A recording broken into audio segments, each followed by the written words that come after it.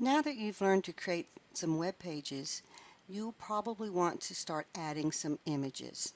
Images make a page much more appealing and give the user some interest in your page. Images can be used for many things, uh, either just the image itself, or the image can actually be a map so that you can link from different locations on the image, or the image itself can be a link, a single link. In your validation.js script, there is an image that points to the CSS validation. And if you want to look at something you already have, you can look at that coding and see how that image is used as a link. The image requires an image tag, and the way you write an image tag is to start with an IMG, which stands for image, and then you must say where the location of that image is using the source. SRC stands for source, and then you assign it the location of your image. In this example, the image would be in the same location as this document would be in. And of course, as in our others, if you needed to back up to get out of this folder, the // and if it was in a special images folder, you would add the name of the folder, images / and then the name of the image. You've already done some of that, I think, so well, you have with these with the validation.js. So that gives you an idea of how you can locate an image. Images have a certain size, and that's called the height and the width. And the height and the width is the number of pixels or percentage of the page, but we're going to just work with pixels now, and the number of pixels of the image. And you put the value for that in your, as an attribute in your image tag. It's not required. If you leave off the height and width, then it will default to the height and width of the actual image. However, if you don't put one in, it takes the browser a little longer because it has to size the image and figure out what size it is and then add the height and width itself. So you can save some steps by putting in the height and width of the image. The next part of the image tag is the alt attribute. Now the alt attribute, you might think, oh, well, I don't really have to put that, and you'll see that a lot of examples will have an empty, just alt equals quote quote and nothing inside, but that's not really following strict compliance. We need to be worried about the visually impaired or people that will be viewing your page that can't see the image, and by putting the alt tag, when there's a mouse over, the alt will show, and the software that reads a screen will read the description of the image, so the visually impaired person can know what they would be looking at. It needs to be informative, not too long, and give an accurate description. Also, the alt tag is very helpful because if the image doesn't download, possibly the user has turned off image download, and then you would just get the alt. Some people want this to make their pages load faster, and so the alt text will just be described instead of it. And then also if you link and the image doesn't link or download, it will show the alt text instead of the image. So keep in mind that the alt attribute is a very important attribute as part of your image tag. There's other attributes that you quite often see, and that will be the name and ID attributes. Those are optional, and that depends on how you're going to refer to that image, whether or not you're going to refer with a tag that requires an ID or a tag that requires a name. So as you grow when using your images, you'll make that decision.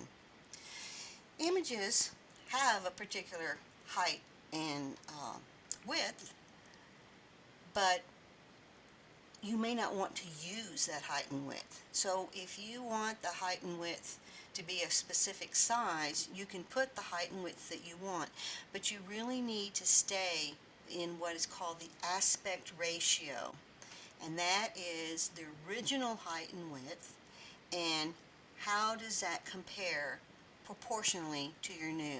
So you put the height divided by the width.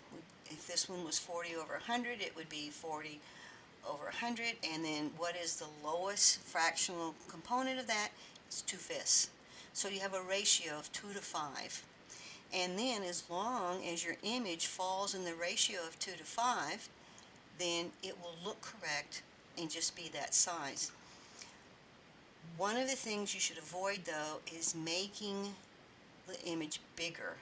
If you have a small image, say you had a 40 by 100 image and you said, I want it to be 80 by 200, that does follow aspect ratio, but you'll get a blurred image. So it's always better to either make it the same size or smaller.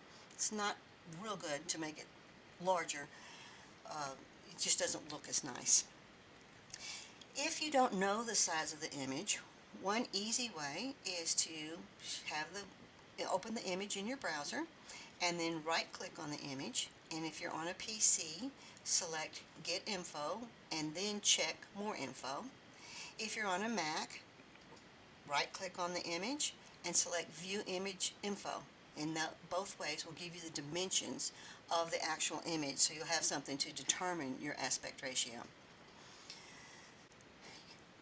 As I told you, you could use the image as a link, as I've done in your validation.js, and to do that you put your image tag between your open and close A tags, and where you've done it on your index page, you've put your open A tag and then the name of the link, like if it was to windsurfing or whatever you were linking to, you would put that before your close A tag, or you can put an image instead.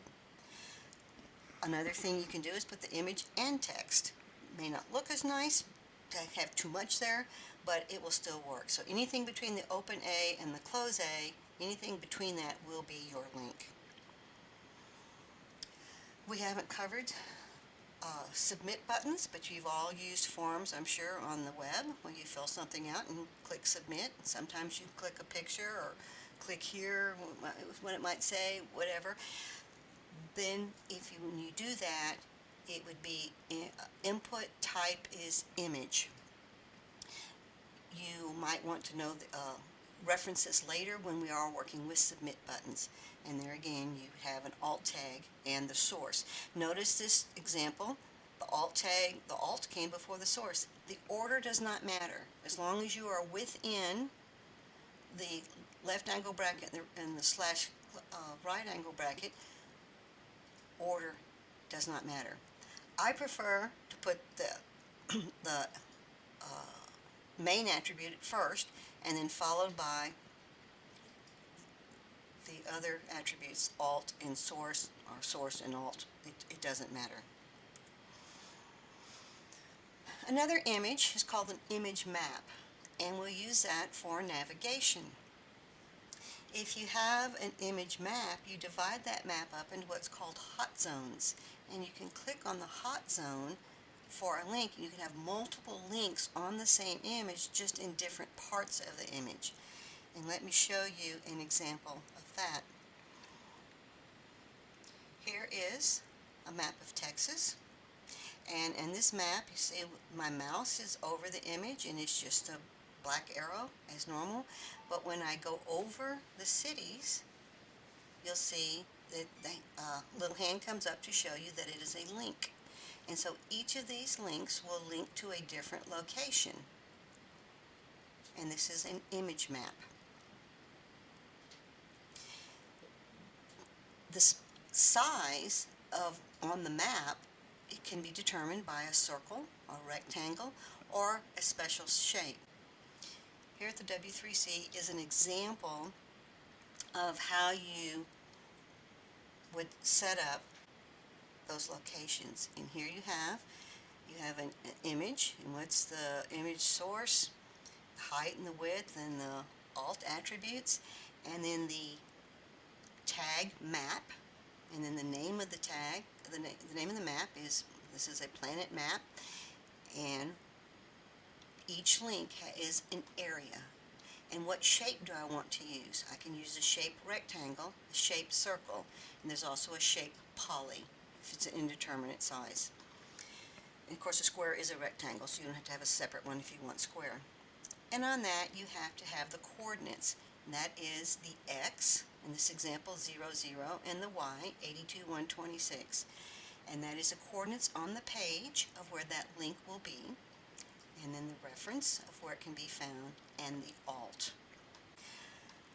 And when the hot zone is clicked or hovered over, you can, depending on how you code it, on whether you code it for a click or code it for a hover, then it will link to that page. And here is the coding we just looked at for the map we just looked at. In this example, it was all rectangles were written for the locations, showing the x and y coordinates. And that x and y coordinate is a diagonal. It's the leftmost, if you have a rectangle, it's the upper left hand corner and the lower right hand corner, and then it creates a rectangle over the left hand corner and the lower right hand corner.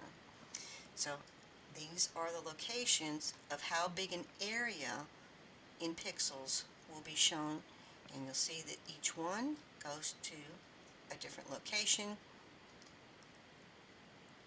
Page for El Paso, Dallas, San Antonio, Houston, and Texas. Here is this one's used a class. We haven't gotten to that for map, but here is the image where in here, use map attribute. And what map am I going to use? I'm going to use a map that internally I have named Texas. I know it's internal because it has the pound right there, and the name is Texas. We come down here to the map tag, and you see the name. Here we use both an ID and a name, which you can do, and the name is Texas. So I'm going to use the map on the page that is named, and it's on the page because of the pound, and it's named Texas. So this map is using these coordinates. So the use map attribute refers to the name used in the map tag, and the area tag describes the shape of the hot zone. To create a hotspot, you can call it a hotspot or a hot zone, you must know the coordinates of the area for each hotspot. And you can have image software that shows you the coordinates, but you don't have to do that. You can make your own page that if you do that, you can find the coordinates yourself and don't have to buy any software.